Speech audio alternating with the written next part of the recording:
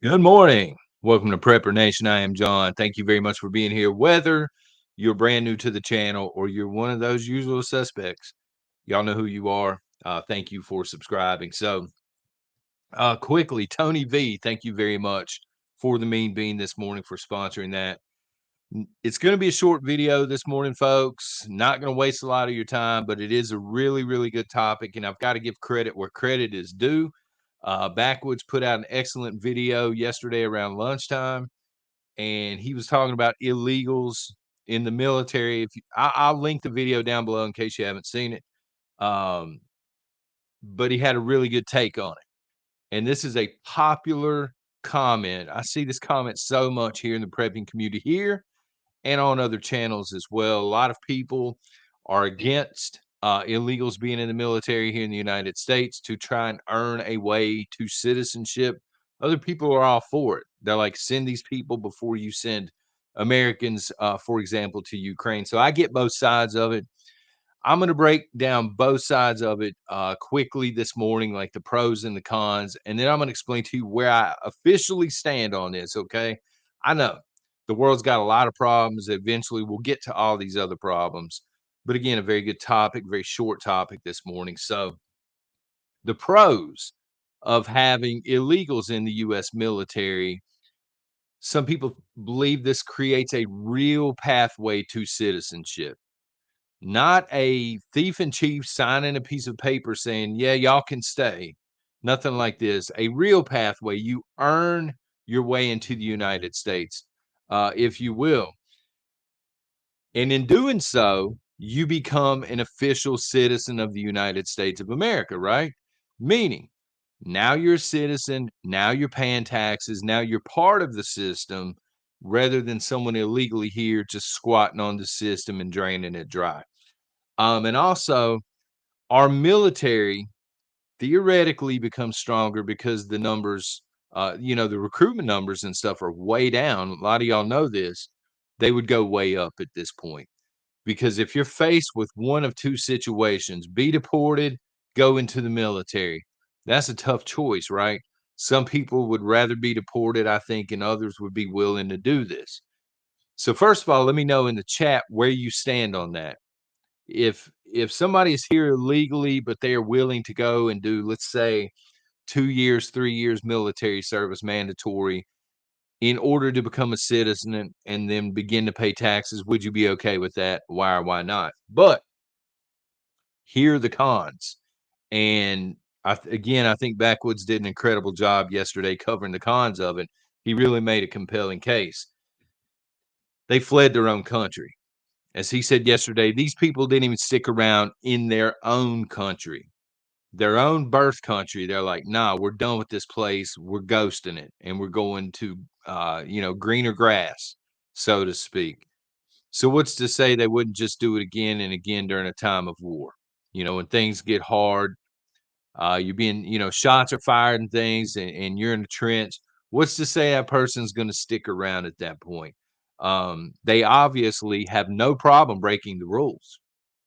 So they go through boot camp, they learn the rules that are established, but once you put them in a battle situation, are they going to follow the rules at this point? Because up to this point, they can't follow the rules, right? They've proven as much. And as I was telling him in his chat yesterday, other American lives depend on them. I was telling him something, I'm paraphrasing here, but I said, I wouldn't want to be in the military and be asleep and have an illegal that I knew nothing about pull and watch, because I have no idea if this person's going to be good at their job and keep everybody safe or alert people if a threat's coming. I have no idea if this person's just going to cut and run at any point during, the watch period. So it's crazy. There are pros and cons, but let me give it to you straight this morning, okay? From my perspective, here it is. Either way, America cannot sustain the numbers. This is according to MSN. They put a report out at the very beginning of this month, December 2023. MSN, and it's an estimation because, again, nobody really knows what the exact number is. How many illegals are in the United States? Nobody really knows, but MSN is now projecting that up to 50 million illegals are here in the United States of America. We cannot continue to sustain those kind of numbers. It just when you sit down and you look at it with a critical eye, we only have so much money. We only have so many teachers. We only have so much law enforcement. We only have so much, free insurance and stuff to go around because it's all paid for by taxpayers. There's only so much revenue going into the federal government to be redistributed, which I'm not a fan of, but I digress. The point is 50 million illegals right now are taking advantage of public education. They're taking advantage of social programs, free stuff. Again, free. I know it's not free, but they think it's free. It's free to them, right? Free insurance and stuff like this, food stamps and things. Food banks, which is very seldom talked about. We talk a lot about food banks here in the prepping community and how they're currently on alert. They've been overwhelmed. They've never seen this much need before, at least since the Great Depression. How many of the people that are lining up at food banks taking advantage of the food that's there? How many of them are illegal and not supposed to be here in the first place? See, the problem is every time one illegal comes into this country, they're taking a little bit away from people who are supposed to be here, who are in need. And we cannot continue to sustain those numbers. I mean, it's just not reasonable to think that we can either way. There's even talk of illegals in certain areas, ain't gonna fly around here, but in certain areas, becoming LEOs, law enforcement officers, right? And these city mayors are saying, we have such a shortage of police officers right now. This is the only viable path forward. That's what they'll say. We have so much crime in the city. We don't know how it happened, but now we don't have enough police officers to fight all of this crime. Illegals may be the way. We have tons of them here. Man, they're ready, willing, and able. But it's the same old scheme. We talk about this so much on Prepper Nation. It's the same old hustle over and over and over and over. These people create the problem, right? So you can go back and you can say, well, you don't have enough police officers because number one, you're asking them to double as social workers. Number two, you don't have their backs when they're trying to do their jobs.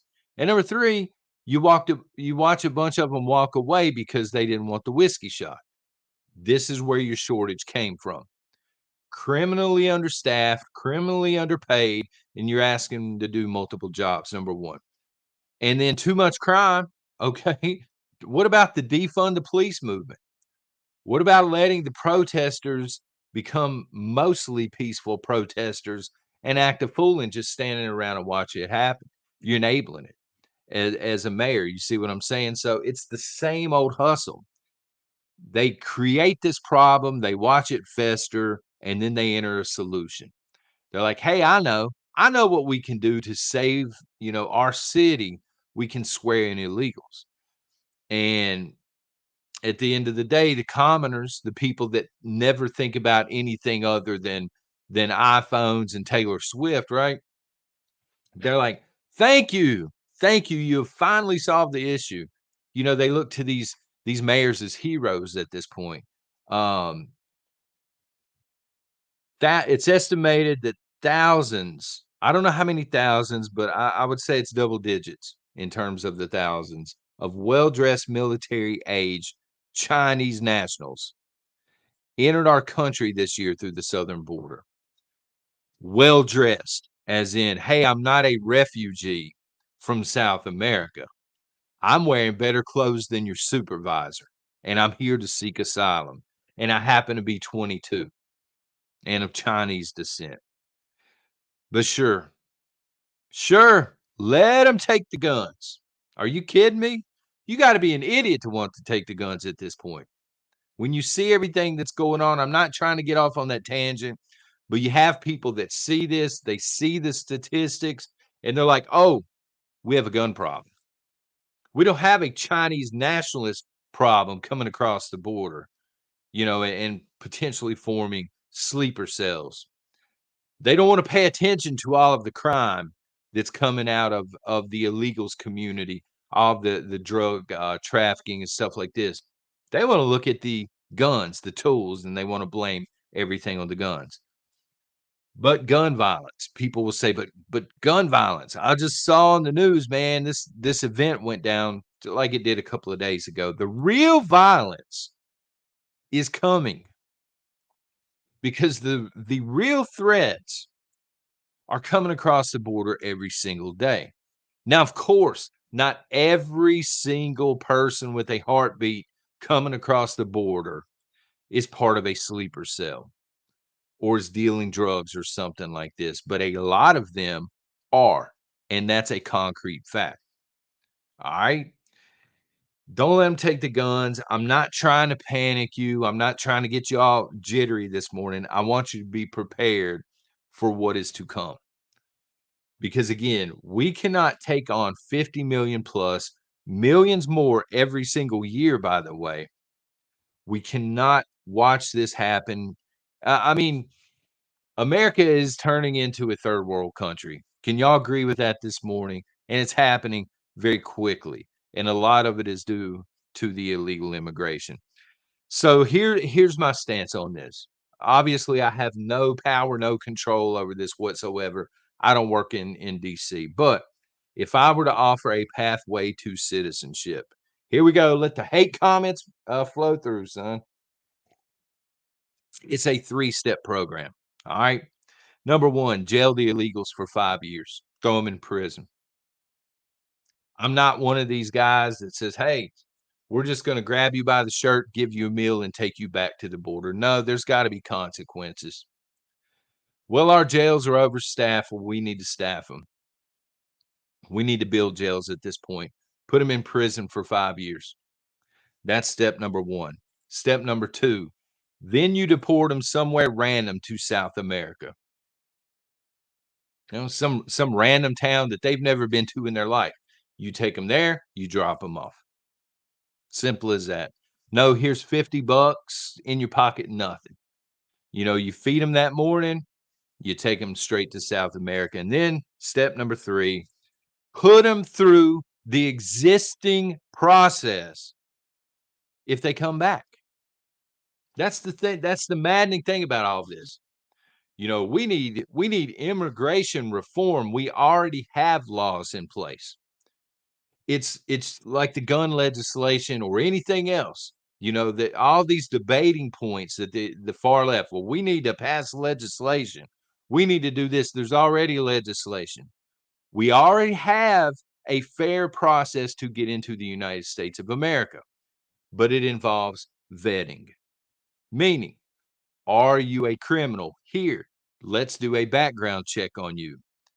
How do you think you're going to make money once you get here? Do you have a job ready to go? Where are you going to stay when you get here? These are questions that we need to ask.